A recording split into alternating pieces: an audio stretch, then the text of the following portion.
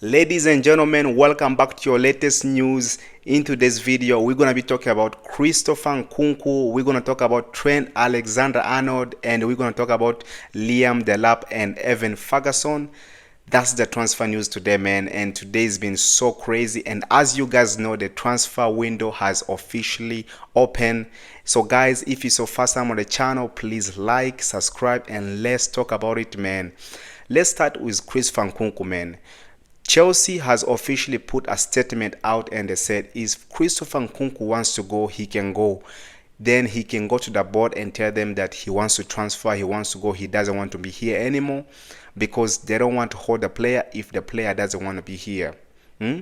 Because, and for me, I would say in my perspective, like, if this is the good time for Christopher Nkunku to leave, if he doesn't want to leave, if he doesn't want to stay, because Enzo Maresca does not fancy Christopher Nkunku. And for me, I would say, man, is a very, very disappointing, because this player, when he came into our club, he was supposed to be the Cole Palmer, what Cole Palmer is now. He was supposed to be the guy we rely on when we need a goal. And as you guys saw, the last game versus Ipswich, we lost. And for me, that performance for him, I don't blame Christopher Nkunku, man. He's not a striker. Enzo Maresca keep playing him in the bad position every single time, man. And I've been saying it for weeks and months. Christopher Nkunku, let him play in the number 10, because I saw even the Conference League game, he played in the number 10 and he cooked, man. He had 2 assists the last game in the Conference League. And for me, that's who Christopher Nkunku is, man. He's not a 9, he's a 10 and he's an 8. He can play in that role, man. And he did fantastic at Leipzig, and it's very disappointing as a Chelsea fan to see he's gonna go. But we don't know yet, because the board have said if Christopher wants to go, he can go. He just have to come to the board and tell them that he wants to leave. That's the official statement from the club. And another statement another guy I want to talk about first of all, because we did talk about everything on the channel. Trent Alexander-Arnold. Real Madrid has officially approached Liverpool to sign Trent Alexander-Arnold in the January transfer window, and Liverpool have rejected the Real Madrid approach to Trent Alexander-Arnold. And one thing I want to say, man, I have seen the meltdown from the Liverpool fans, but I said this: there is a club like Real Madrid will never gonna go for a player, will never gonna go to approach another club for a player if the player have already told them that he wants to go. For me, in my perspective, I think like Trent Alexander-Arnold already told Real Madrid, I will come in summer as a free agent. And I know the Liverpool fan that was saying, oh, that's treachery, he's betraying our club. And I said, this is football, man. This is what it is today. As you guys remember, Steve Gerrard wanted even to leave Liverpool as well, but the Liverpool people said, oh, he changed his mind in the end. But for me, I know they threatened him. I think for me, I would say, if Liverpool invested money these first few years when Klopp was still there, Trent Alexander could have won more trophies and won everything he wanted. But for me, if they win a Premier League this season, there's no point for him to stay. I think for me, he wants to create legacy. He wants to have a bigger legacy than what other Liverpool players have had in the past. That's why he wants to go to Real Madrid and win more Champions League and more La Ligas and more league titles. That's what I think, man. And Trent Alexander, for me, adding him on that Madrid team will be unstoppable, man, because this guy, his passing IQ, if you saw him on the weekend, he scored a beautiful goal. He had an assist for Mohamed Salah. What a goal, man. Trent, man, for me, he's the best right back right now in the world right now, because no one is close to him. And as you guys know, he's a friend of Jude Bellingham, and I think that's why he's going there, man. So let's talk about Liam Delap. The latest news has been dropped since for the past 24 hours that, as you guys saw the game yesterday, this guy when it comes to hold the plays, cooking defenders last night, I saw it with my eyes. You don't really rate a player, you don't really talk about the player if you have not seen him play against your own team. Liam Delap is a proper player. He's a proper number 9, the pure number 9, man. He's only 21 years old.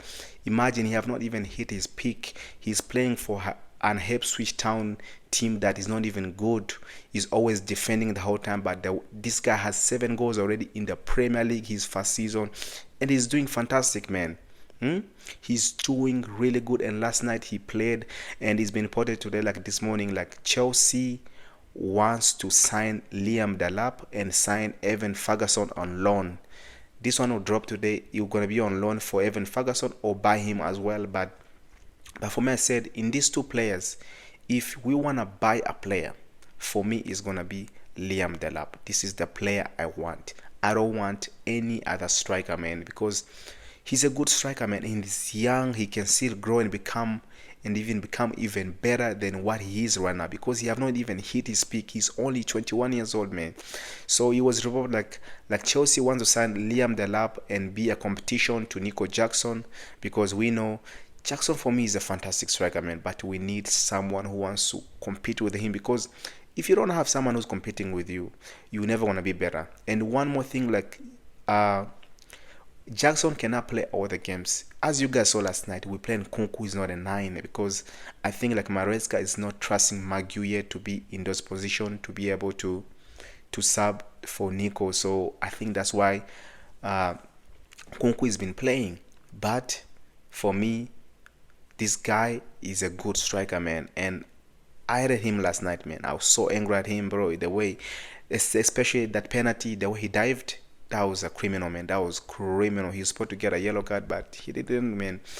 As there's been a lot of news, man, about the club today, man. And before guys you continue, I just want to wish you guys happy new year, man. The 2024 season has been crazy and I loved it, man. I started the channel just in October, and I want to thank every single one of you who have subscribed. We're almost on 300 subscribers, and I'm so happy, man, and I'm so glad, man, you guys subscribed and you like the videos every single time. And that's all I can say, man. Thank you so much. Another latest transfer news is Barcelona, man. Barcelona, what's going on? This club is finished. Olmo is now a free agent.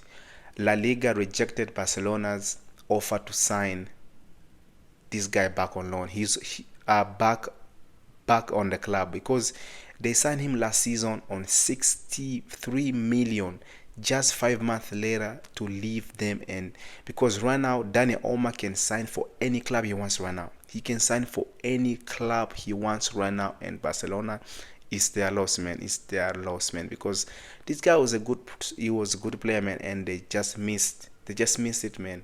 So guys, man, let me know in the comment down below, what are your thoughts on the news today? But for me, it's gonna be peak, man.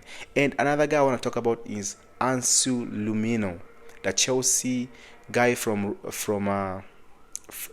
Boca Junior. He will be back in the next couple of days, because now Chelsea have recalled him back from his loan, and I think he was injured for the past couple of days, but now he's coming back, and Chelsea, he will be back at the club. I think he's a right center back. He's a proper good player. He's a good player for me. I want to see him integrated to the team. I don't want to see players like Axel Disasi anymore, guys. So guys, let me know in the comment down below, what are your thoughts, and I'll see you guys in the next one.